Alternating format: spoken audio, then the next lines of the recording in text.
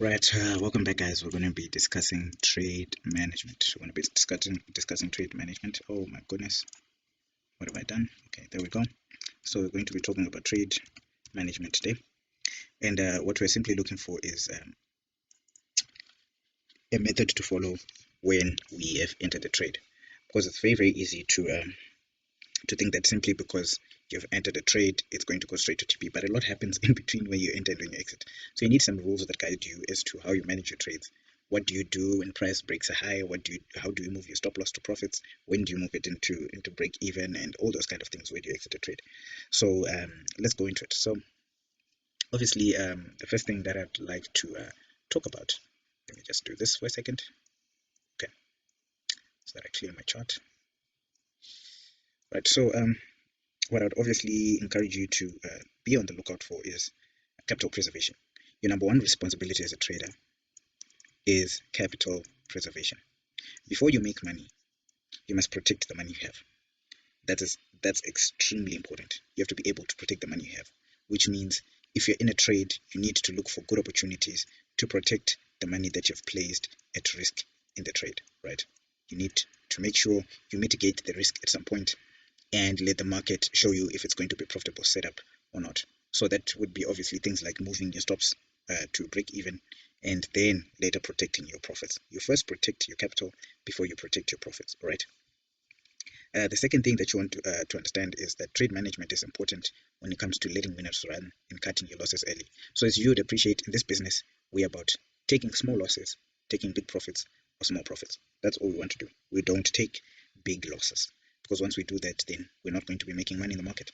So we need to have a strategy for managing our our risk, the strategy for managing our trades that allows us to let our winners run. Okay, if the trade is going in a direction, you don't need to be cutting it early because you're not going to be a profitable trader. That's what your trade management strategy must do. It must help you to achieve that. And then third, you must have an exit strategy. It must tell you where to exit the trade. Right. So let's just do a line example. This is fairly simple, so I don't think it's necessary for me to go into the chart to demonstrate this. But what you simply want to do is when you have a market that's bullish like that, right, you obviously have your POI that's looking something like this. And when you have your trade being triggered, you want to make sure that this low point over here is the last low point at which your stop loss is below. So if we were to draw a line like this, then you must at least make sure that your stop loss is somewhere below this low, right? So number one, make sure you accommodate your spread. If your spread is, let's say for argument's sake, it's 2 pips, you want to make sure that you allow at least 2 pips under that structure, because you want to give that trade a little bit of room to at least wick you out. So if you say I'm going to add, say for argument's sake, 2 pips or a pip, 1 pip below the actual structure over here, then what you do is you add that 1 pip plus your spread to make 3 pips, and then you put your stop loss right 3 pips below that line. So we're going to do that, and then you're just going to allow some room over there, and then you set your trade on. Okay, this will allow you to be within the trade if the trade goes against you just a little bit and moves in your direction. There's no need to be greedy to try and look for those 1 pip stop losses that everybody's talking about on Instagram. Bruh, just get that out of your mind. If you want to be in this business long term and feed your family, build a house, buy that nice car, you want to do it conservatively and be consistent and have a method that is very, very consistent and not too taxing on your psychology. You don't need it to be too taxing on your psychology. Something simple, something easygoing, that's going to help you. There's no need to try and get a 1 pip stop loss every single time. You don't necessarily have to do it. I'm not saying 1 pip stop losses don't work. There's scenarios where you're going to find yourself with a 1 pip, 2 pip, 3 pip stop loss, but it shouldn't be because you're looking to do that. You're looking to make money. You're not looking to have a 2 pip stop loss. You're looking to make money, and you just need a decent risk reward ratio in the system that works. Let that edge of the system play out. Don't try to force your stop loss edge onto it and say, I need a 1 to 50 risk reward. It's not necessary. The edge is playing out because out of 100 trades, you win 50, you win 60, you win 70 if you have a really, really good strategy. And that's perfectly fine. Just let your strategy be your strategy. I know of a millionaire, lives an amazing life, drives exotic cars. He's got a 40% win rate, but when he wins really nicely, and he's got beautiful trades. He's making a lot of money from that. So why are you trying to force a 1 pip stop so that you get 50 pips profit, 60 pips profit, and take your $1,000 to $50,000. It's just not necessary. Just relax and be patient. All right, we'll talk a little bit about this more in psychology, because this is something that's psychological, that will be affecting you and causing you to underestimate your system and your strategy. Right, so we've just talked about choosing an SL, and then when it comes to choosing a TP, you just want to aim for the previous high where the retracement started. So it's likely that this point is where price is going to respect. All right, so that's where you want to aim for to give you a good RR. Another method that you can use is to have a fixed RR. I've used it before, very profitable method, and I actually love this method because if the market is going against you, sometimes it will first hit that fixed RR target of yours before it goes against you. So you'll be able to collect full volume. If you have a 1 to 3 say trade, you don't wait for it to hit the top. As soon as it hits your 1 to 3, you're out. By the time the market reverses, if you have a reasonably small stop loss, you are going to be in the money. For me, when I trade, like I think you've seen with Nasdaq, I try to keep my stops below 40 points. It's simply because of that, because I found that sometimes when the market reverses against you, it would have given you some profits and you'd be protected in the market. You don't have to trade like me. It's just something that I'd advise, right? 2, if you have a fixed RR, what you'll find is it helps you with your discipline. You make money in a consistent way. Whenever that 3 RR is hit, you're out of the trade. You made your money. You move to the next setup. You don't need to be in a trade for too long and having a swing of emotions. Emotions are real, even for the more experienced traders. And we're not trying to eliminate emotions. We just try to find ways to curb their emotions' effects on our trading system. So this is another good way to choose your TP. I'd advise one of the two. It would be great and amazing. Question: when to move your stop loss to break even? So in this case, let's just do that and say that price is moving in our direction, which is maybe say bullish as usual, right? And then we have price doing this, triggers us, reverse a high low, and so on and so forth, right? What we obviously want to do in this scenario is, once we've been triggered into the trade and we see our first M15 breakout structure, then we're in the trade, right? M15 for me, because I trade the H1 and the H4, right?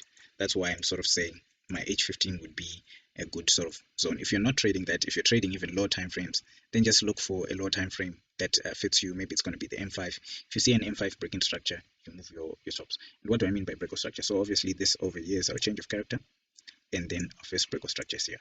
So when we see price pull back and then give us a breakout structure like this, we move our stops from break even to there.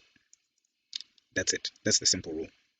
And if we're going to go into how we're going to manage the rest of the trade, once price pulls back and gives us a second breakout structure, we're going to move our stop loss below the next structural zone, and we're going to keep doing that until price hits our take profit. All right, so that's sort of what we do when we're looking at it from a chart perspective. Question then becomes, should you partial out or should you trade for volume? Right, should you partial out or should you trade for volume? What I found in my experience is that partialing out is not really something that I've liked. Why? It's because of the simple fact that when price moves against me, when price moves in my favor and I get some of those high RR opportunities, they don't actually then pan out to a lot of money. So imagine that you get a 1 to a 100 setup. It hits your TP, and I'm just using this as a weird and outrageous example because it doesn't happen a lot. It hits your TP. You had partialed out 80% of your volume, so 20% of your volume, or maybe let's say actually, for argument's sake, 5% of your volume is what hits TP. You had risked 0.5% of your account, and by the time it hits a 1 to 100, it's exciting. You're like, yeah, you hit a 1 to 100 RR trade, but in terms of the actual P&L, the amount of money that you've made is not much. It's not much. So what you then want to end up doing is at least trying to say, let me keep my full volume on the table and have a good system for managing it. If a trade kicks you out at 1 to 2, you've got 2R that you actually have. If a trade kicks you out at 1 to say 1 to 5, you've got your full 5R that you have. I find this is a good way of trading. Second thing is, a lot of people talk about paying themselves when they talk about partialing out, that it's important for you to pay yourself, and that's perfectly fine. I don't disagree with that. I don't think there's anything wrong with that, but some of these individuals don't do it because that's what they prefer in terms of their system. but they do it because they're afraid. They're genuinely susceptible to emotions, and they're afraid of losing the money that they've seen as floating equity. And because of that, the emotions get control of them. And partialing out is the best way for them to deal with that emotion. And that's certainly not a bad idea. But I find sooner or later, such individuals may find themselves, letting their emotions even take more precedence when it comes to managing trades, and they may end up closing out positions well before they've hit TP and things like that. So it's just, if you're one of those people who knows the emotions can get hold of them, the only thing that you want to do is moving your stop loss to a structural point, and you walk away from the chart. You don't want to be taking partials, and then you don't have good rules about how to take partials. Sometimes you take 80%, sometimes you take 40%. It's just something that I would not actually advise for you to do, right? So my idea is, if a trade hits a 1 to 10, it's going to be your full volume, and you're going to have 10R. If it hits a 1 to 10 and you collected 80% of the volume at 1 to 3, then essentially by the time it hits a 10R, you may find that you've actually hit only 1 to 4. And my math is not good, but maybe all in all you've hit 1 to 4. You may not have necessarily hit that 1 to 10 that you actually wanted. So in comparison, out of hit 1 to 10, I've got the 10R sitting in my account.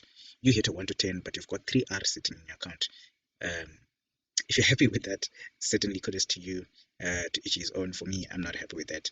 I'd rather just have the full risk that I've taken. If I've risked 0.5%, I want to see a multiple of that 0.5% reflecting how many R I managed to bag. That's just my way of looking at it. So in terms of how we trade and how I trade, I would advise you to do that. Obviously, backtest and see what's good for you. There is no better than thou in this trading thing. It's all about making money at the end of the day. If you're making money, you're making money. That's all it's about. So consider that when you are looking at your trading strategy. Okay. The next question becomes 1 to 100R. Is that actually something that is reasonable and realistic? You see it all over Instagram. You see it over YouTube, and some of your favorite people on Twitter and all of that kind of stuff. Honestly, it's something that's very much possible to hit a 1 to 100R. But the reality of it is it's not going to happen as often as some of these guys lead us to think, to hit 1 to 25 every trade, 1 to 50 every trade, ever 1 pip stop loss, and those kind of things. So unnecessary to put yourself in such a position where you force yourself to have a 1 pip 1 pip stop loss, just because every setup is going to be different. There's sometimes where I would have loved to put a 20 pip stop loss, and the market just doesn't allow me to do that. The setup doesn't allow me to do that, and I know if I'm going to force it, the market is going to show that I didn't respect my setup. So what I would advise you guys to do is have more reasonable targets. A 1 to 3 is good. It's a good system. A 1 to 5 is a very, very good system. If you have a conservative target, you're going to enjoy the fruits of a conservative target, right? You are not going to, because everything that appears after a 1 to 5 or a 1 to 3 or 1 to 8 is going to be bonus. It's going to be bonus for you. So you're going to say, oh, wow, this is beautiful. And you're willing to let it do what it does, because what you initially only wanted was a 1 to 3 or 1 to 5. And this setup has shown you that it's willing to go to a 1 to 15, 1 to 20. That's sort of how I would advise you to take those setups, because you're less emotional about the setup. You let the setup play out, and if it comes back and takes you out, it's fine. In most cases, if you've seen such huge RR, it means it's a very, very strong impulsive move. If you've managed your trade well, you're going to enjoy the fruits thereof, okay? So that's sort of my advice with that kind of thing. Don't be looking at setups looking for a particular RR 1 to 25, 1 to what, because somebody told you that that's how you trade SMC. Let the setup be the setup, and take the RR that the setup presents to you. Take the profit that the setup gives you. Be willing to take what the market is willing to give, okay? Some days it's going to give you little, some days it's going to give you more. But where we make money is because we are present every other day. I hope you got that. It's going to give you much some days, it's going to give you little some days, but we make money because we're present every day. That's how we kill the market. That's how we win as alpha traders. And that's how I encourage you to look at the market. All right. So I hope this has been a very, very informative thing. If you are worried about how to follow structure in some of those trends, you just need to accept that if a trade is going your direction and you are following the market structure and moving your stops with the market structure, it is what it is. If your stop loss is hit, take the money that the market is giving you and go. If your stop loss is hit, it's hit. It's how the market is. Accept that you took small profits, and don't try to come back into the market and say, well, it stopped me out and then it left a wick, so this is engulfing, I can continue with the trend, and then you're re-entering. My friend, if you keep doing that, you are going to suffer incredibly devastating losses in the long run. Right, so I hope you managed to learn one or two things from this video. Obviously, we're going to be looking at more practical examples when we are trading together later in the future. And when I show you how I'm trading my setups, when I take a setup, what I'm looking at, when I'm placing my stops and things like that. But I think you've already gotten the full idea from this video. Otherwise, see you in the next video.